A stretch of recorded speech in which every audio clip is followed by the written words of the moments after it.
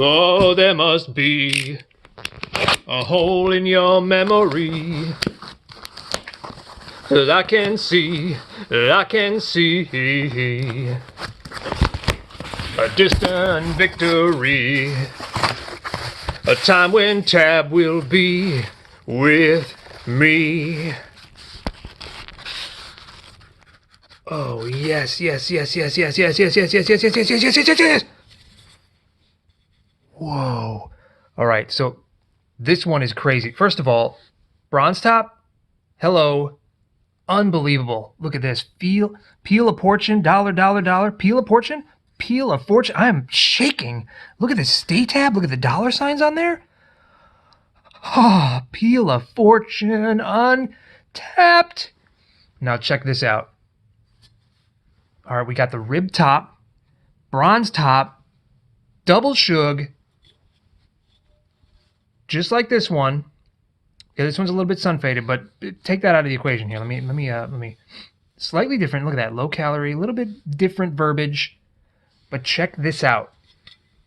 Now, this is going to be possibly one of the most unique, difficult to find cans in the future, given how limited amount of time this would have been produced.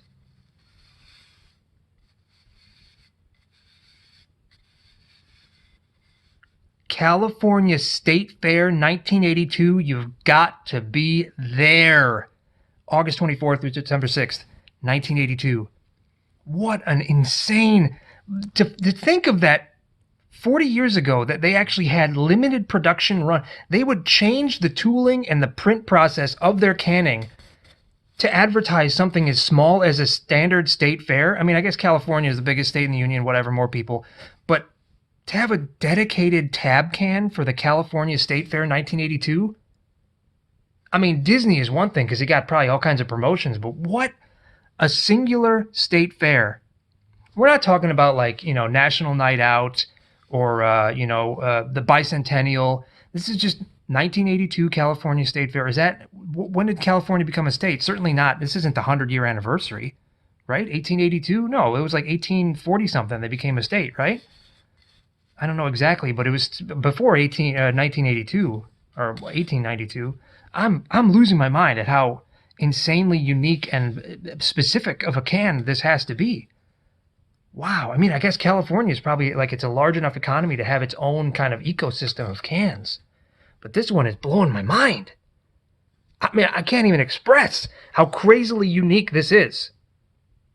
No data. I couldn't find any data on this specific. The Disney ones, there was ones for, Pirate Land or Magic Kingdom, Epcot. They all had kind of their own advertising for each different, because that was Disney World, That was a huge thing in the 80s, especially. It was just, kind of in its infancy. It wasn't nearly as big as it is today. But California 1982, specifically 1982. This is why you have to keep your head on a swivel. You got to be checking every single outlet, every single sale, every single everything.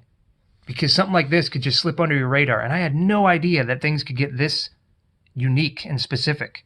God only knows what else they might have. I mean, what was going on in the 80s? I mean, they have a Band-Aid one, or Live Aid, whatever they had, with Michael Jackson. Something crazy. Man.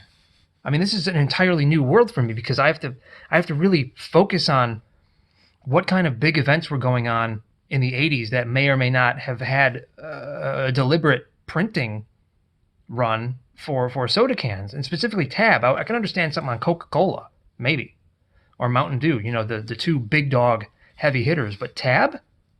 Was Tab a big enough sale in 1982 for this sort of advertising?